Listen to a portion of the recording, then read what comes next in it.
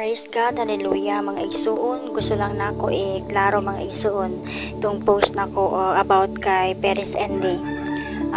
Ako igsuon, ako 7 years, almost 7 years wala ko'y anak. Wala pa ko'y anak hangtod karon kay dili ko mabuntis kay sa diha nga nagpa-ultrasound ko, nag-ingon ang doktor nga na ako'y cyst sa ovary, sa right ovary nako. Mo nang hinungdan mga igsuon nga hangtod karon wala pa ko nagkaanak. So mao na mga igsuon nga may tungod kay Pastor Andy Perez, may tungod siyang giingon sa kuha.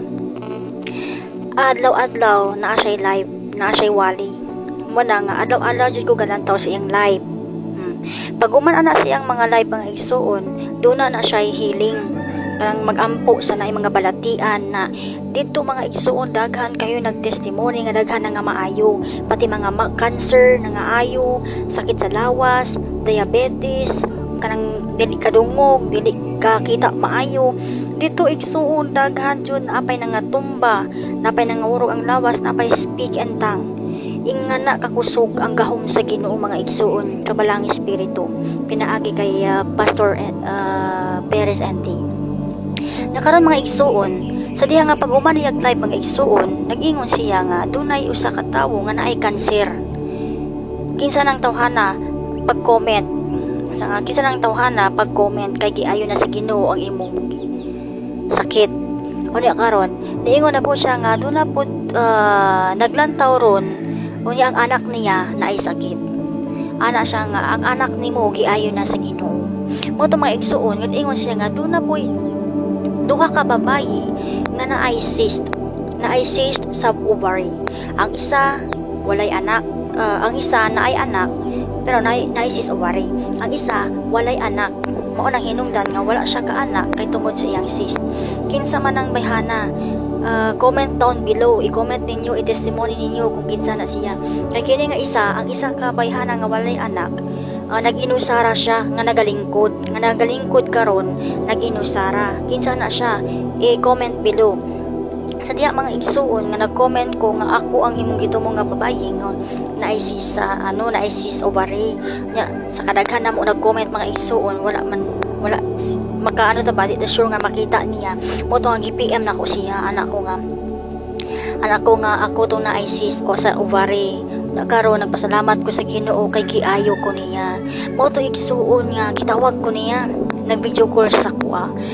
Kamaayo sa Ginoo mga igsuon, sa kadaghan namo nga naglantaw, sa kadaghan namo nag-comment, sa kadaghan namo nag-PM sa iya, ako ang iyang gitawagan.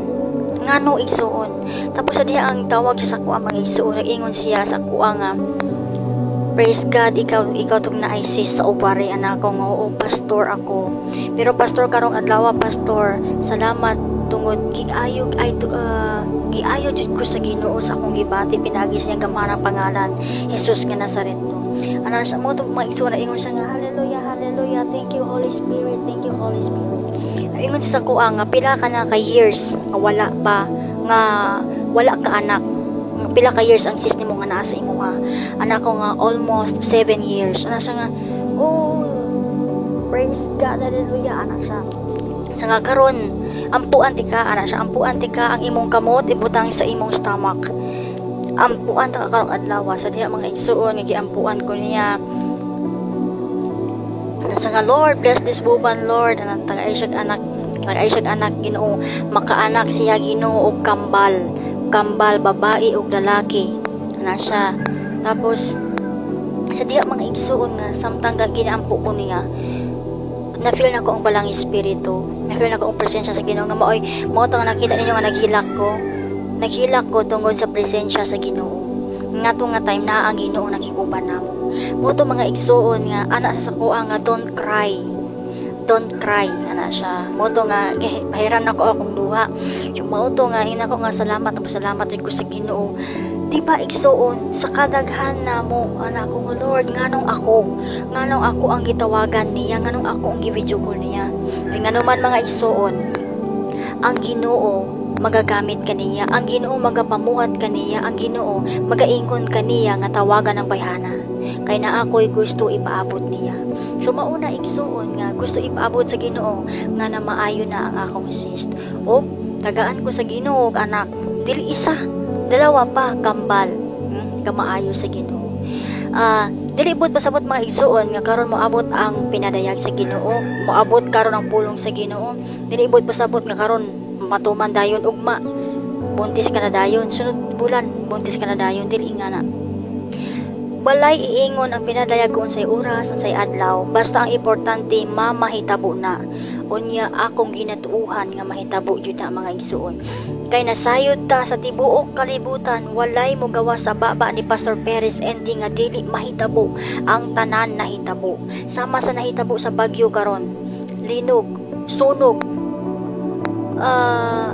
sa ano ron, bagyo, grabing baha. Kara gipadaygan na sa Ginoo sa iyaha, unya gi-share niya sa tibuok Pilipinas. Mo na isuon ingana kagamhanan ang Ginoo. Ang Ginoo mugawi kumugamit og tawo aron ipaabot ang gusto niya ipaabot sa tawo. Sama sa gibuhat ni Pastor Perez ND, usa siya nga tinuod nga propeta sa Ginoo. Mo na kung unsay gusto niya ipaabot sa social media, i-post, sundon nato kay mauna ang gusto ipaabot sa Ginoo. Mo na igsuon nga ingana ka maayo ang Ginoo, nganong gusto sa Ginoo, nganong nag-video call man mi, nganong gitestimony nako ni kay gusto sa Ginoo nga mabalaan sa tibuok kalibutan kung unsa siya kagamhanan nga Dios, kung unsa siya kamaayo nga Dios, bisan makasasala ta pero ang Ginoo nagpangamaayo gihapon mga igsuon. Amen. Sa diha mga igsuon nga nakita ka sa Ginoo sa kalibutanon, ang Ginoo mo ilang. Nagsubo ang Ginoo ana ang Ginoo nga wala man nako gihimo ang tawo aron magpakasala. Mauna igsuon nga samtang naa may panahon, repent. Paghinulsol, walay laing makaluwas nato gawas kay Ginoong Hesus nga Nazaretnon. Wala na laing Dios gawas kaniya. Wala na yung makatabang sa atuan ining kalibutanan.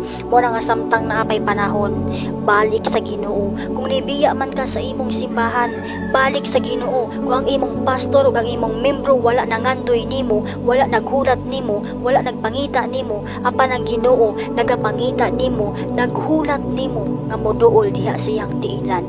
Mo na mga igsoon karon ang panahon, hinulsol, ihatag sa Ginoo ang tibok nimong kinabuhi, ug ang Ginoo magapamuhat sa imong kinabuhi. Ug sa diha mga igsoon nga moduol ka sa Ginoo, malipay ang Ginoo. Una nga ayaw pag-ingon nga makasala ko nga tawo, dili ko dawaton sa Ginoo. Makasasala tang tanan, bisag unsa ka pula ang atong mga sala ingon ang Biblia, papasayloon ta sa Ginoo, kaya papution sa Ginoo. Wala igsuon karong adlaw ang kaluwasan, dili ugma, dili unya karon ang adlaw. Unta mga igsuon, ma-encourage ka sa akong mga testimony karon. Unta ma-realize ninyo kung saan ka maayo ang Ginoo sa atong kinabuhi. Usahay man gud makahuna-huna ta, makapapalandong ta, nganong wala man nakita sa mga tawo ang kamaayo sa Ginoo, no? Sa matag adlaw, sa matag oras, sa matag kudto, ang Ginoo nagapakamaayo sa atong kinabuhi. Bisan asa ta mo adto, ang Ginoo nagauban, nagabantay. Bisan unsa atong gikinahanglan sa atong panimalay, ang Ginoo nagaprovide. Nganong dili gihapon nato makita. Muna igsuon nga karing ako dala pagdasig sa inyo tuol sa Ginoo.